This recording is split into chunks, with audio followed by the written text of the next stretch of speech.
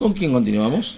Hablando de tránsito, estamos en comunicación telefónica con el director de tránsito, de subsecretario de tránsito de la Municipalidad de Resistencia, Darío Sardi. Bienvenido a la mañana de Atlantis FM, Sensación FM Resistencia y de Eclipse FM en la localidad de Basail. Martín Sánchez y Walter Mespulé te saludan. Darío, ¿cómo estás? Buen día.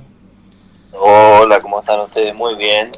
Bien, Darío, queríamos hablar un poquito contigo por este tema que se termina, de presentar allí, que es la habilitación prácticamente de todas estas plataformas de prestación de servicios como lo es Uber, Cabify y también todas las otras ODiDi, por ejemplo, que son las más conocidas que están funcionando en nuestra ciudad. En ese ámbito, queremos saber cómo van a ser los controles que van a llevar adelante ustedes a partir de este momento.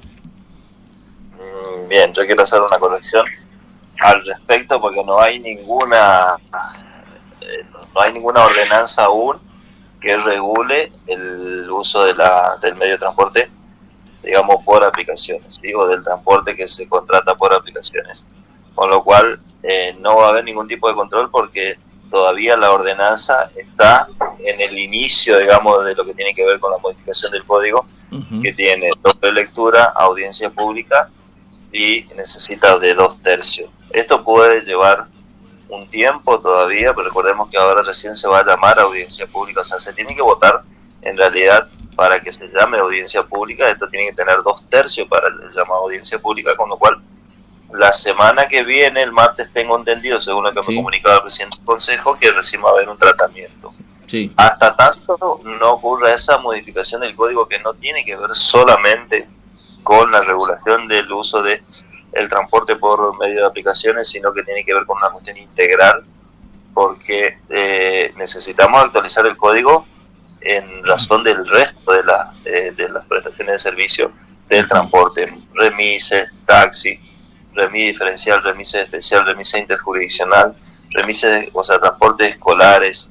O sea, hay varios servicios, con cada uno tiene su modalidad, digamos, de prestación y medio de contratación, pero tienen que estar todos en una misma, digamos, normativa en relación a cómo se va a regular cada uno de ellos con su diferente forma, pero que las condiciones sean las mismas. Si yo no le puedo pedir a un remis que hace Chaco Corriente que el vehículo no tenga más de 5 años para ser habilitado y que su vehículo tenga que ser motor 1.6 o 1600, y a un remis digamos, común, de lo que nosotros conocemos dentro del ejido municipal, que pueda tener un vehículo de hasta 14 años, entonces, y un vehículo de motor más chico. O sea, hay un montón de cuestiones que el código, lamentablemente nosotros lo venimos diciendo, es un código que tiene muchas superposición incluso de funciones. Tiene, por ejemplo, un remis se le pide la licencia profesional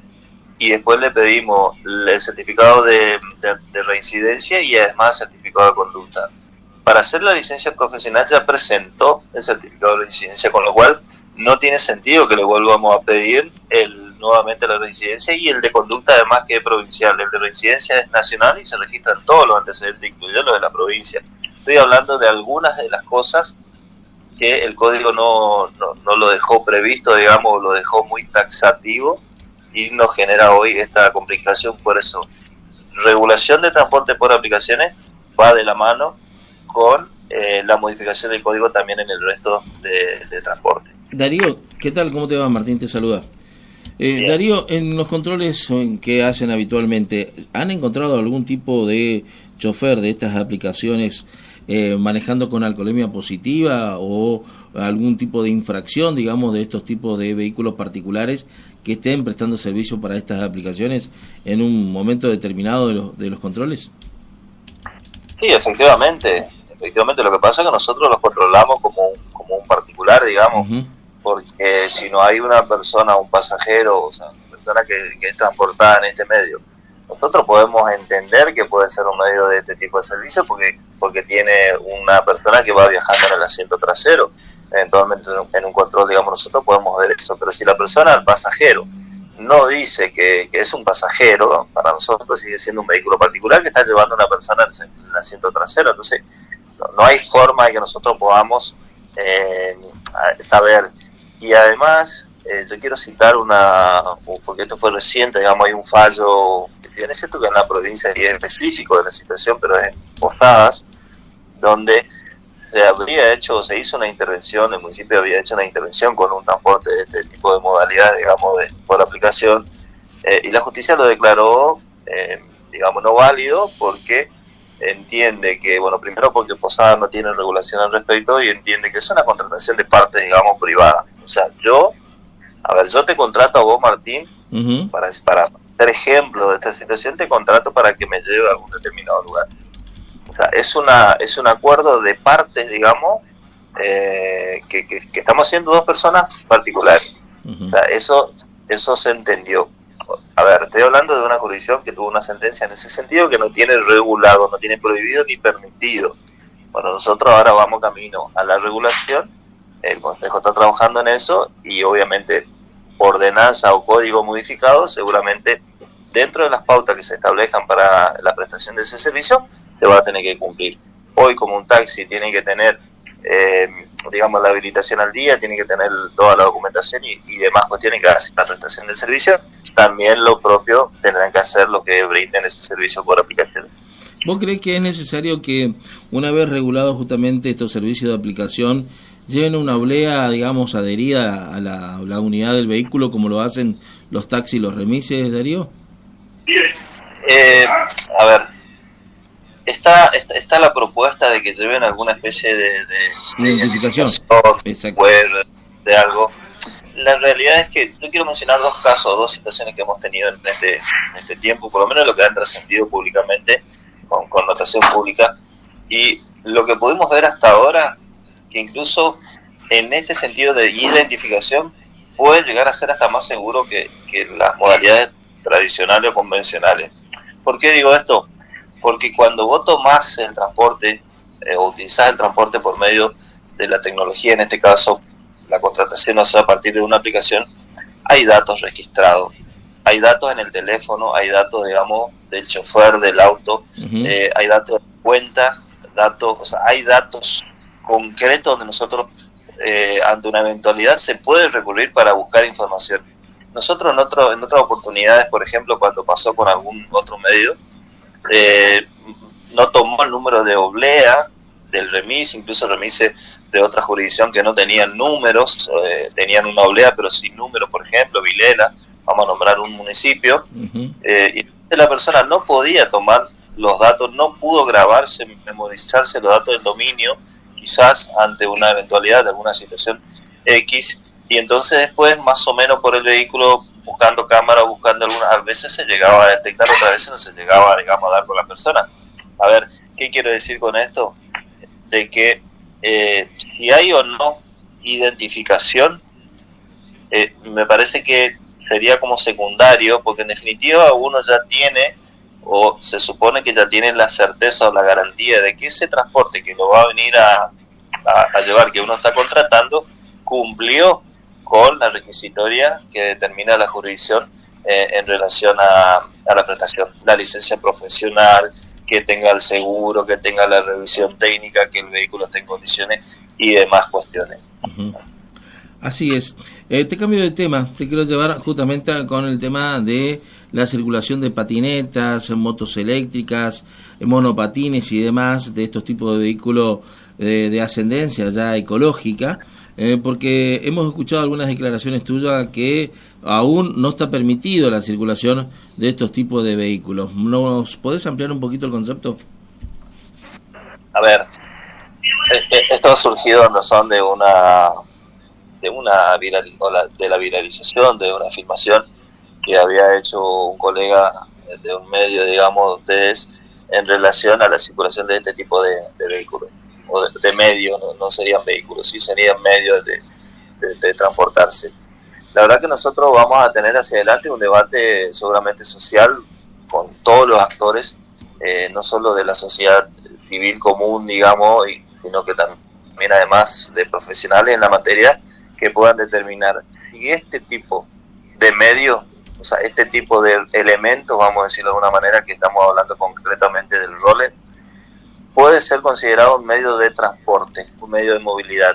Porque hasta hoy lo que nosotros tenemos como actividad de esto, tenemos, digo, por lo que se da en la práctica. Nosotros venimos acompañando mucho a la asociación o a la fundación que organiza los eventos deportivos que tienen que ver con este tipo de actividades.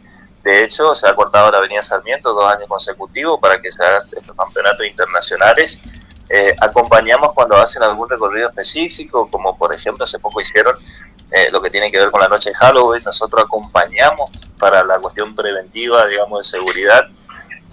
No así me parece que, o por lo menos no tenemos ninguna definición concreta de que esto pueda ser utilizado como un medio de transporte, porque ahí está la cuestión.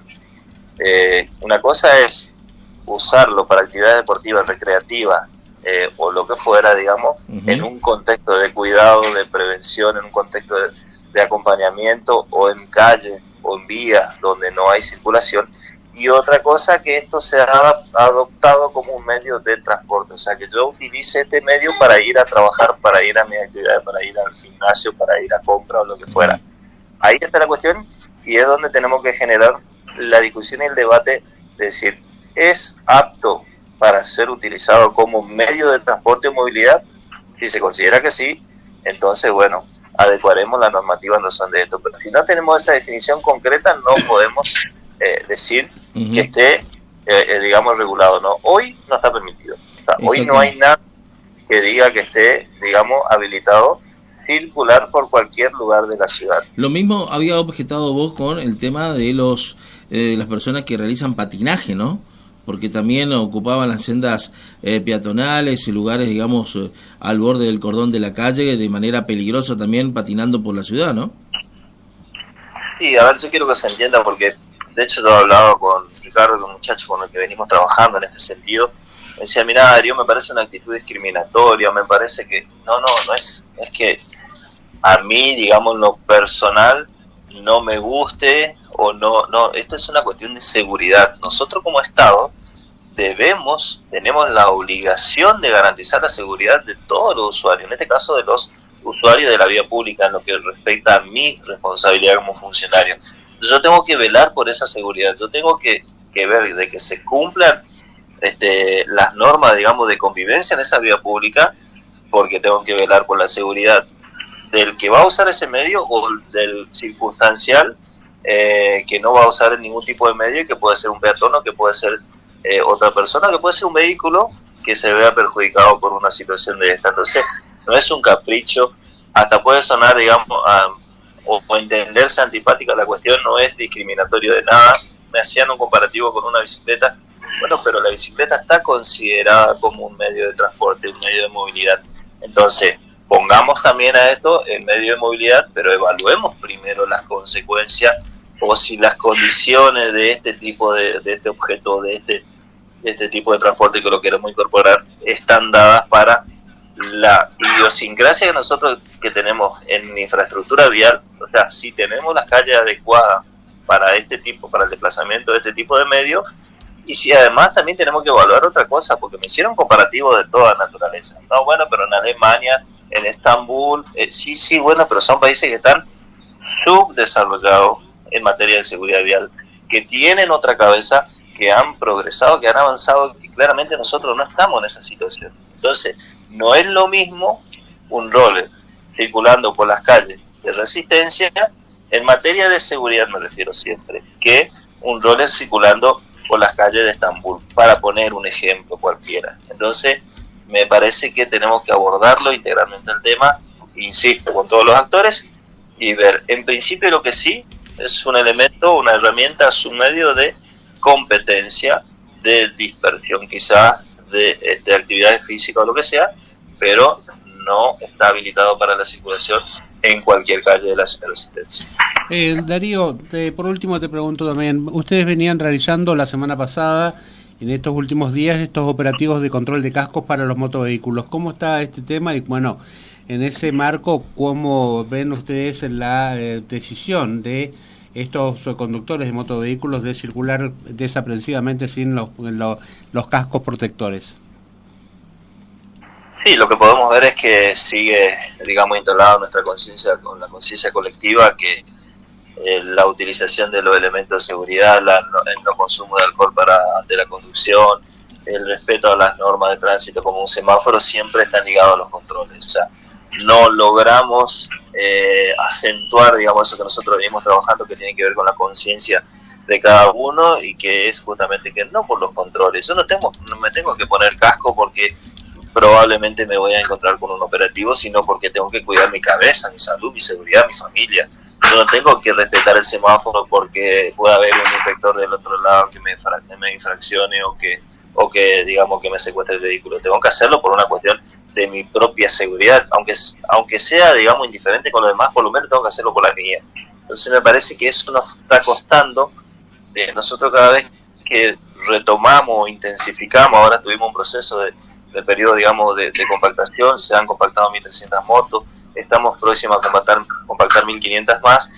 Hemos generado un espacio físico en el depósito municipal de modo tal de que nos permita seguir trabajando, y la realidad es que retomamos hace 2 semanas atrás, o intensificamos, mejor dicho, este tipo de intervención en relación al uso del casco, y en un día, en un horario específico, en 2 puntos específicos, tuvimos 35 motocicletas, digamos, secuestradas producto de la no utilización del casco. A la semana siguiente hemos tenido 17, en el mismo horario, en el mismo tiempo, en los mismos lugares. ¿Qué significa esto? De que a partir de los controles nuevamente empezamos, digamos, a utilizar. Pero insisto, nos está faltando que tomemos conciencia y no que sea por los controles, sino por nuestra propia seguridad. Así será. Darío, me voy con la última. Los huileros, ¿cómo está el tema también de los famosos huileros que también ustedes obviamente hacen controles con respecto a estos tipos de juntada y competencia en las periferias justamente de la ciudad? Bueno, hemos avanzado mucho más que incluso que este trabajo del tema casco. Claramente nosotros el año pasado, cuando hablábamos de este, que era un tema muy recurrente, hablábamos de 250 motos promedio que se concentraban y que salían a andar por la ciudad. A partir de un trabajo intenso del municipio, articulado con la policía, donde se ha accionado con todas las fuerzas de seguridad, con un trabajo integral, porque yo venía diciendo que no era un problema de seguridad vial, sino que era un problema de seguridad pública, porque salían a hacer arrebato, a intentar, digamos, hacer arrebato, bueno, un montón de situaciones que se generaban. Y hoy tenemos grupitos minúsculos, claramente que no llegan a 20 o 30, y todo el tiempo estamos nosotros monitoreando esa situación de modo tal de que cuando vemos alguna concentración digamos, de magnitud de que vayan a superar las que habitualmente suelen darse, que un grupo de amigos pueda ir 5 o 6 motos quizás, intervenimos. Igualmente, intervenimos en los espacios públicos, en las plazas y todos esos lugares donde se concentraban. Así que no te digo que lo hemos erradicado porque te estaría mintiendo, pero sí que hemos bajado, digamos, la intensidad de esto, pero en un 90% por lo menos. Por supuesto, todos los días, como el casco, digamos, tenemos que todos los fines de semana seguir el trabajo, porque se van como renovando también. De repente los que lo hacían antes por temor a los controles, a la policía o al secuestro de la moto, no lo hacen más, pero van sumándose, digamos, nuevos actores, por decirlo de alguna manera. Entonces tenemos que ir trabajando sobre eso. Así será. Darío Sardi, subsecretario de Tránsito de la Ciudad de Resistencia, muchísimas gracias por conversar con nosotros, ¿sí? No, por favor, gracias a usted, le mando un abrazo. Un abrazo, mi querido, que siga bien.